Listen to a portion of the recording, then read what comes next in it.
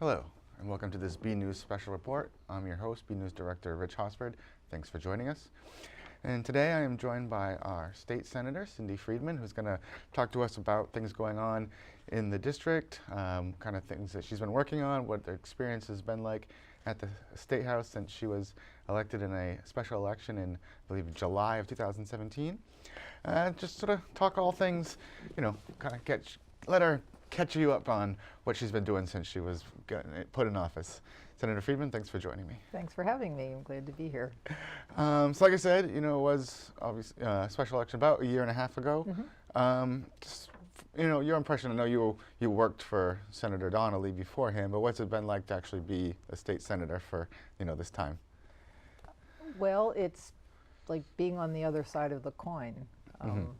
As a chief of staff, I was very much involved in the crafting of legislation and in the details and the writing of it, and I would go to the senator and say, here's what it does, and you should do this and this and this, and now I have somebody very capable who comes in and says, here's what it does, you should do this and this and this. So you've gone from being behind the scenes and being very, very involved in the details to being out front and representing the issues, but being responsible for a whole array of things, both local and state.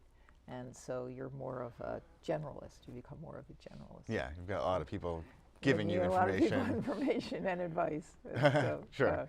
So that's been different. But and more interpersonal things that you have to do a lot of more. Yes, you are more the voice of persuasion and compromise and negotiation as the senator. Yeah. And I think a lot of people, they imagine what they would want to do if they were in office. But what are some of the things that, once you get in there, that's different that people might not realize goes into the work of being a state senator? I think the biggest piece that people may not realize is that you are one of 40 people, and they all come with the same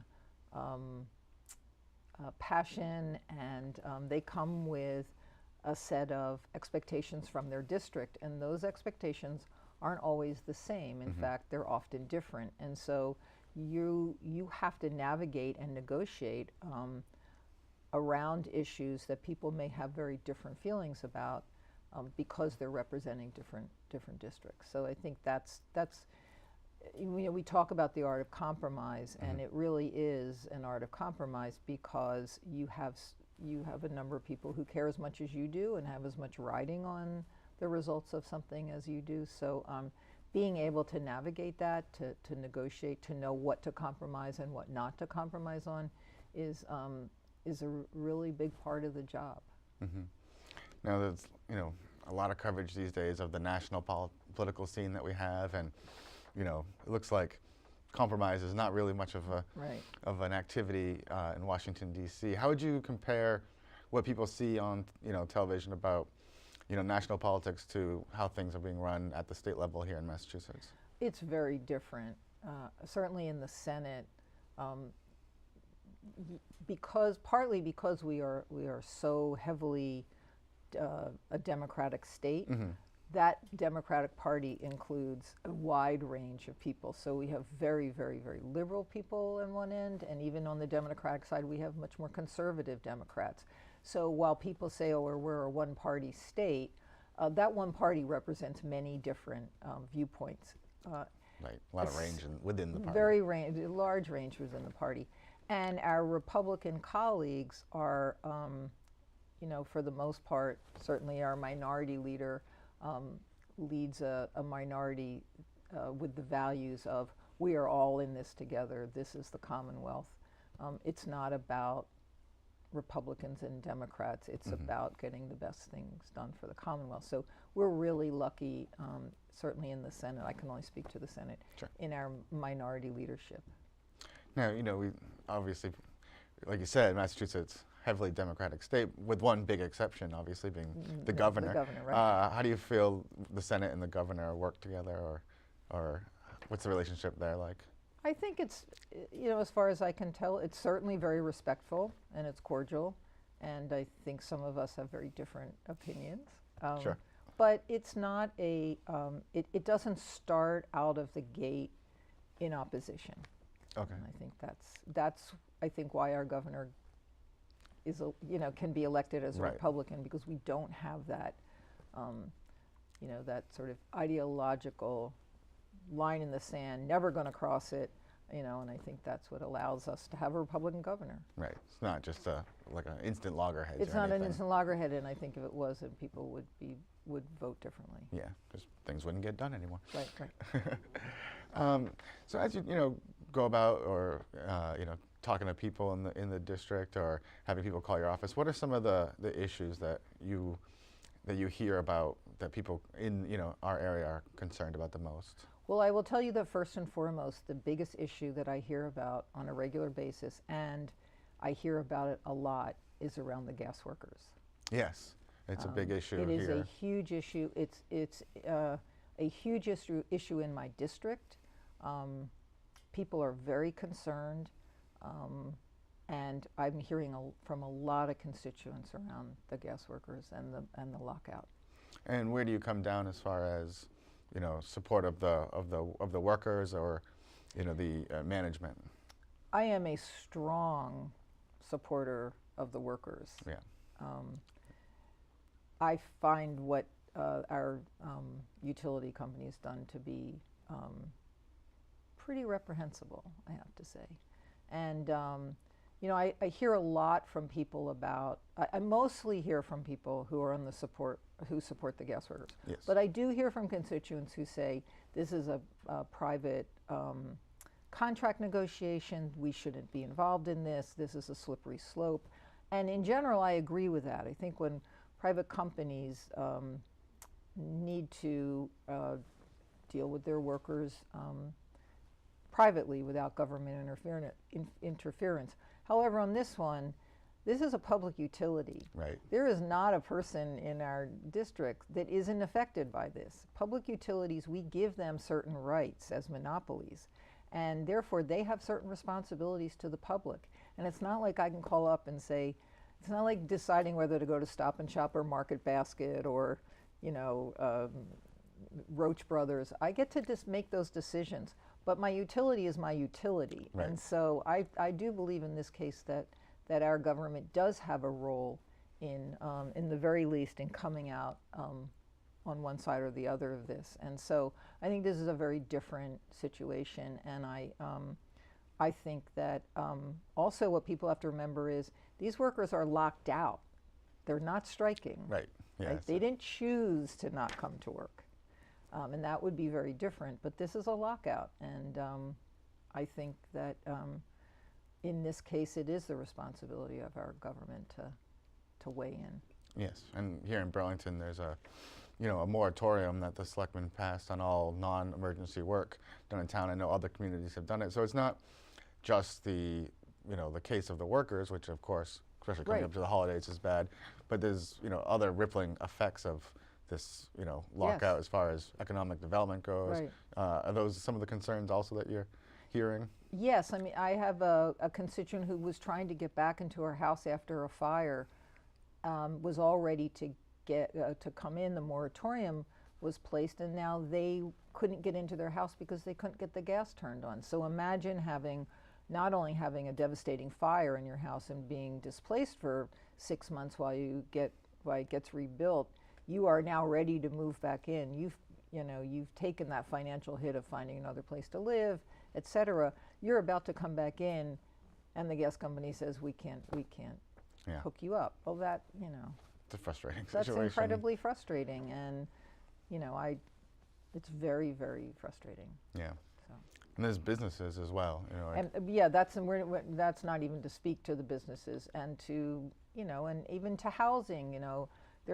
We talk a lot about housing stock and the need for housing stock, and we have developers who are developing housing. Some of that is affordable in my district, and can't take the next step to turn on the Yeah, they have to start turn looking. on the utilities, so everything's stopped. So it has an enormous effect, and I know there's pressure to come to some agreement. Yeah, and do you see us like in the horizon any sort of, possible solution to this? Have you heard anything from National Grid as far as, their willingness to kind of work, sit down and get this figured out, or? I don't hear a lot from National Grid, and Yeah. my constituents don't hear a lot from National Grid. And I know there have been several attempts, both in my district and at the State House, to have National Grid come in and talk, and they have declined. So I'm not hopeful that we'll see something, but I hopefully am wrong. And just for the record, we've also tried to reach out to National Grid to have them send a representative to come in and talk to us about this, and they send us a paragraph statement. Right, paragraph statement. So. All right, so National Grid lockout. I know things around, issues around here that are always big. One of them, that balance between economic development and traffic solutions. Yeah. Any thoughts on the future of, can you fix Burlington's traffic? Yes, absolutely. In fact, I think it's going to be done in about, give me another day. Okay, perfect, right in time for the holiday season. It's been a little, we're a setback. I wish I could solve Burlington transportation problems. I mean, this is the downside of success, right? So there are a couple initiatives. I know that we're involved with the Middlesex 3 Coalition, and I know there's a transportation group, and I actually got some money into the Senate budget to fund buses going between Lowell and Burlington, so that restaurant workers. For restaurant workers and retail, and also hopefully people who want to come shop here. But so I know there's a lot of effort locally to address some of those issues about moving people around the region. And I think that that's good, because I think it brings together businesses and government and community leaders to address a problem. But the problem is much bigger than that, as everybody knows, and we really need to focus on housing and affordable housing, access to housing, and then a much more robust transportation system that serves beyond the kind of metro region, which it barely does right now, so that people can move out and find affordable and great communities to live in, but be able to get back and forth to work. So that's the issue, and it's the issue in all of my towns. Every one of them is experiencing this traffic issue, and I think we need to continue to put pressure on the governor and the executive office and fund, put more revenue into transportation, because it is at this point a revenue issue. Yes, I mean, there's always a lot of talk about money going into public transportation, and there is, but this is not that big. We don't even have enough to sustain what we have, and what we have isn't working very well. So now you mentioned housing, and one of the issues that some residents in Burlington are facing is, they've been in their house for 30, 40 years. Sure. It's a little larger than they want to upkeep. They can sell it, they can get that one-time thing, but a lot of them want to stay in Burlington, or at least stay in the area, but there's just like very little affordable housing as far as, for, some of these seniors. And then on the other side, we've got younger people coming in to work these tech jobs, and until they start making the big bucks, they also have difficulty finding. Is there anything at the state level that can be done, or is in the works, to kind of try to get more affordable housing for people who need it? So we passed a housing bond bill, and I think there's over $100 billion in it to address the housing stock and to protect and promote affordable housing across the Commonwealth. There's also a number of incentives for developers to develop more housing stock and to have that housing stock be more affordable. The issue is that we need more housing stock, and that will mean that we're going to need to address some of our zoning issues that prevent housing from being built, or denser housing being built around transportation. And I know that there's been efforts, and we all actually tried to pass something in the legislature to address some of the zoning issues. But the state is putting more money into housing development and the protection of affordable housing. So those things are happening at the state level. But again, it's all connected. So if we have a transportation system that allows people to efficiently and affordably get back and forth to their jobs and lets them have a wider range of geography to live in, that takes some of the pressure off of our communities right now, and it will make housing more affordable. The other thing is, and this is something we don't talk a lot about, is what I notice in a lot of my communities is it's not only the increase in housing prices, which we're actually starting to see level off a little bit. It's also the fact that so many young people coming out of university and colleges and community colleges have enormous debt. So that money that many of us used to buy a house, to save up so that we had a down payment, is now going into debt, to servicing their debt. And this is really something we have to start looking at as a Commonwealth and as a country, and start to address, because that debt is crushing. And you know, when you're paying even $1,000 a month for your student loans, or $500 a month for your student loans, that's money that used to be able to save. Right. And yeah, it's a big issue. It's a huge issue. So the confluence of the prices going up, student debt, the pressure on where you need to live in order to get to your job is all contributing to this problem. And it's all things that we as the Commonwealth need to address. Yeah. Yes, student loans, that would be, I think, something that you could get a lot of support behind if, Yeah. if you could come up with something to alleviate that, because I know it's a big factor among a lot of people that you know, I personally know for one. Absolutely, just it's you hear a major about issue. Anecdotally. Right. So yes, all right, we talked about traffic, and then the other side of that is, you know, the economic development that brings that traffic, but also brings, you know, a good tax base. Yep. You know, there's a lot of talk, especially in this area, about trying to increase the tech side of things on business, and especially life sciences. Yeah. Anything from your office or on the state level that you see going on to try to help inspire that kind of growth? Well, in terms of the growth of the companies, I think we see that that's happening. I think what the growth you might be talking about is workforce. Well, it's the combination of the workforce, and also just making sure that we're attracting the kind of companies that, you know, will, you know, be viable into the future. Yeah. So here's what I have learned. Massachusetts is a very attractive place for people to do business. And the reason is because of the quality of life. So it's things like our incredible education system, our access to amazing health care, okay, our very strong community networks that we have. These are things that bring companies to Massachusetts. It's, in fact, it's not the tax breaks, and you know, it's really people want to move their company here because workers want to live here. And so we have to be ensured that we keep those things that drive companies to Massachusetts in place. Education, continuing to fund education, dealing with transportation, and keeping our communities strong. We do have a workforce problem, because finding people to do those jobs is becoming harder for companies.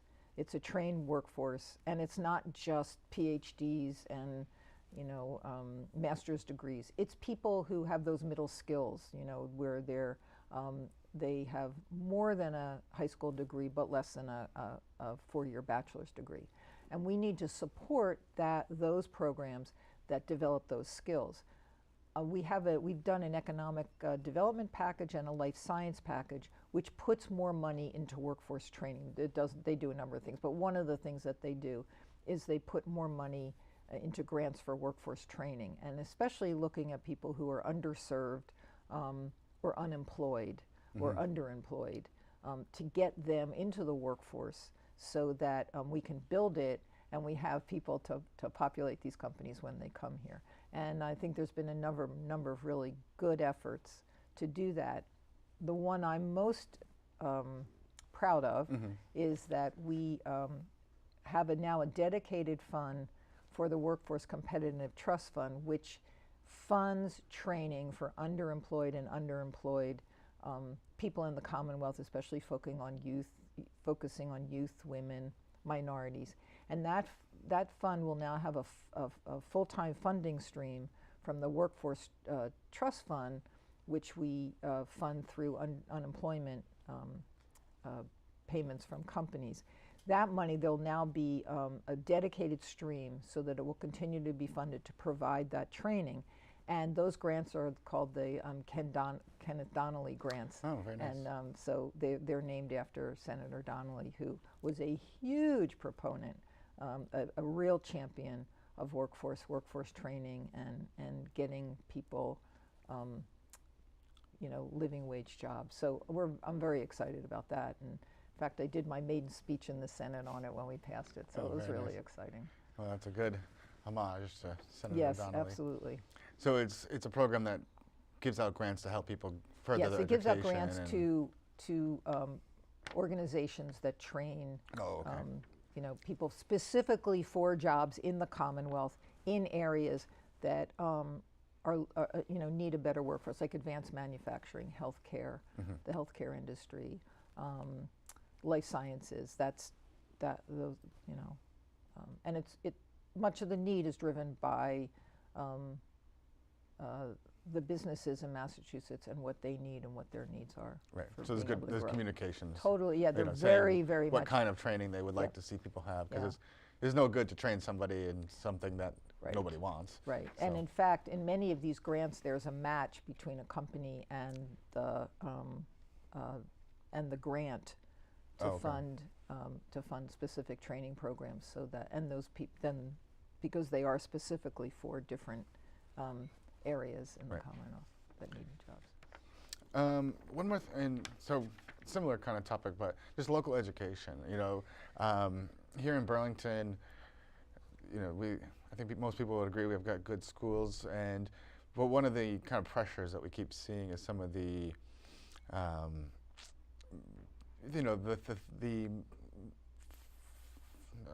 expenses that are mandated by the state, especially around special education, that put a lot of pressure on the school budget. Do you see anything from that the state can do to help local, school departments kind of deal with some of those expenses? Well, I think the first thing that we need to do is fund the foundation budget, which determines school, the state share of school funding to localities, to municipalities. I think we need to ensure that reflects the actual cost of providing an education in the 21st century. And there was a commission to look at the foundation budget. They came up with a recommendation, and now we need to start funding it at a higher level, because we're clearly not. It's costing more than the foundation is set up to do. So the budget is set up to do, or the calculation. So I think that's something that we need to do.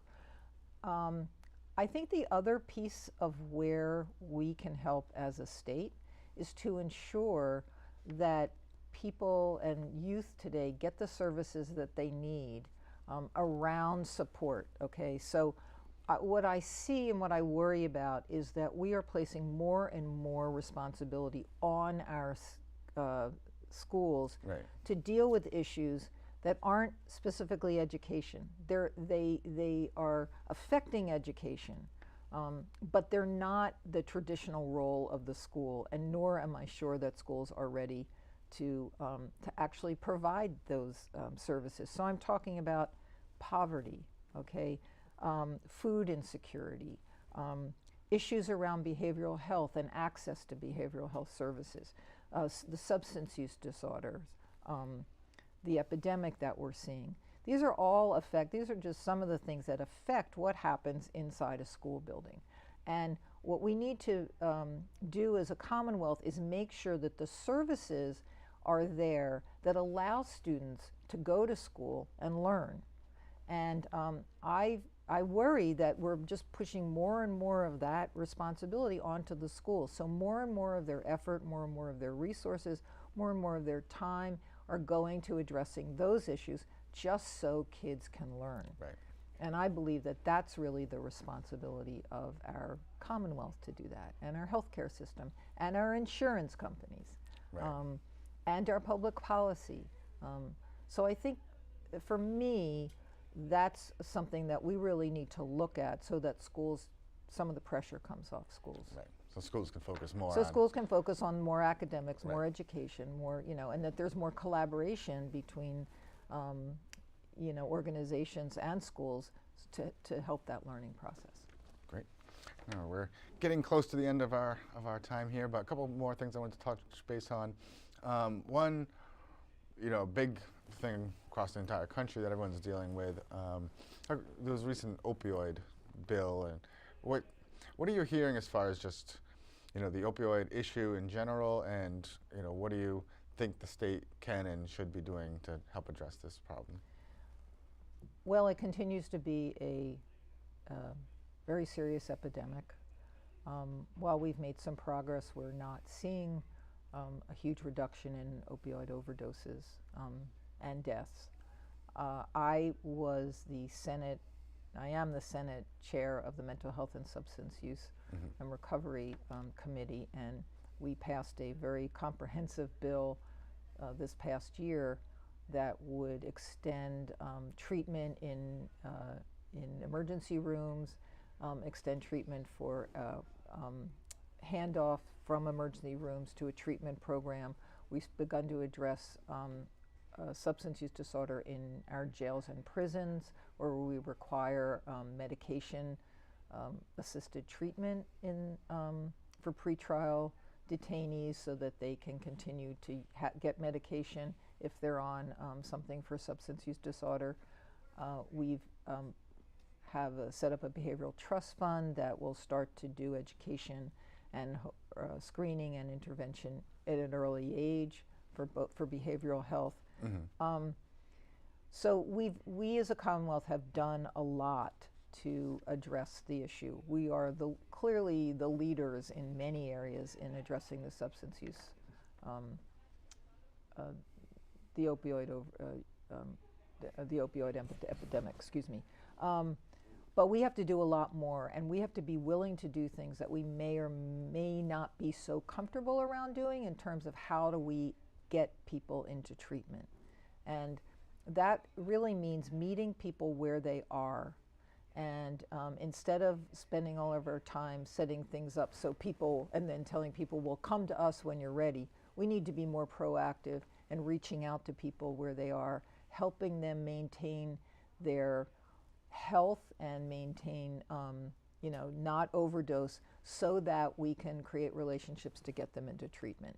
So I think that's our the next barrier. And the other piece is that we have to increase our access to programs for people with mental health issues and with people who have a substance use disorder, so that there are more providers and people that are willing to help. And right now, we're having a lot of trouble attracting providers, because the way we reimburse them is so low that they can't afford to be in the business. So those are some of the areas that we need to look at. More funds for lots treatment more programs. access, a lot more, yeah. Now, when you say we may have to do things we're not comfortable with, does that include, like, if somebody is taken in after an overdose, that they get like a mandatory time in a treatment facility? I know that was something. That was something that was offered by the governor. There is no evidence that holding somebody against their will if they have a substance use disorder is effective. Yeah. And just briefly, if I hold you for 3 days and I don't give you any treatment, what does that look like when you are somebody who is addicted to a drug? Oh, right. It looks like you've just been kidnapped or something. It looks, and it's just, what do we do, right? And obviously that person the next time there will be much more reluctant to try to get much any more help reluctant, if they need it. much more. There'll be a lot more reluctance for even people to call and take that person to an emergency room, because they're going to say, well, I'm going to be kept. And what are we going to do with those people in those 3 days? Are we going to make them, what are we going to do, right? Meanwhile, I'm withdrawing, I'm detoxing. That's a very dangerous and pretty inhumane. Right. So that's not where So you that are. is not, we did not allow that. We are looking at the whole area of mandatory holds. There's something in the law called Section 35, which allows people to go to a court and to ask for somebody to be held because they're a danger to themselves or others. But it's a legal process. It's determined by the court, so what we're doing now, there's a commission that I'm on, and we're looking at the efficacy of even that Section 35. Yeah. Does it work? What do we need to do? How do we get people into treatment with a disease that's very, very difficult for people to make that step because it's part of their illness, that their brain is focused on doing one thing, and that's getting their next next dose. All encompassing for them. It's all encompassing for them. So for the last thing I wanted to talk about, it's a big shift here, but you are, I'm going to get the name wrong. You're the chair of it's a caucus, correct, for women in. The Women's Legislative Caucus. Yeah, so I wanted to just talk about your thoughts on getting more women, maybe more minorities involved in the state politics, and why you think that would be important, and the benefits of having more diversity at the state level, because I know it's something you've talked about before. I am. So I'm going to start in January. I haven't yet started as the chair. But look, a democracy thrives on an informed electorate. And that means that everybody is engaged in the process. In fact, we did a civics bill. We passed a civics bill this year, which I'm happy about. But we are better when there are more voices at the table. And having people feel that they are part of a process and that they have a say in what happens is the way we keep people engaged, and it's the way we stay safe, because people have an investment in what we're building. So it really requires all voices at the table. And I think if you look at our history, what you're seeing is right now, there are a lot of people that don't have a seat at that table, and they're often women and they're often minorities. So we need to focus on that, and we need to figure out how do we get those people at the table so that their voices are heard, and so those connections that I talked about early on are made, so people understand each other and realize that there are different points of view, and so that we all can compromise and we can all work together for a common goal. But when you leave people out of that conversation, that's where you begin to disenfranchise people, and that's where people feel that they have no say and they are not going to be part of the solution. So that's why, to me, it's really important to have all those voices at the table. Women and minorities have not traditionally been part of that conversation. We need to get them in there. They are valuable members of our community, and they bring a perspective that I need to understand, and I have a perspective that I want them to understand. But they got to be there to talk about it. And right now, in our, for better or worse, in our general conversation across this country, women are being minimized.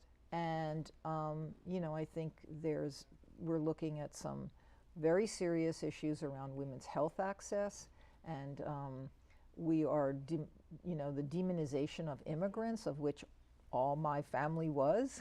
Most of us were. Most of us were. And many of them would never have been allowed in the country if it were happening today because of their religion or the way they look. And so we've got to get people at the table that are going to inform our policies so that we all feel like we're part of the same, the same bucket. Yeah. And that's why I think it's so important. All right. Well, on that note, I think we'll wrap up. I want to thank you for coming in and joining us here today. Well, thank you for having me, and happy holidays. Yes, you as well. And it's great to be representing Burlington. Well, thank you very much, our State Senator Cindy Friedman, and thank you all for joining us, and we will see you next time on the next BNews Special Report. Thank you.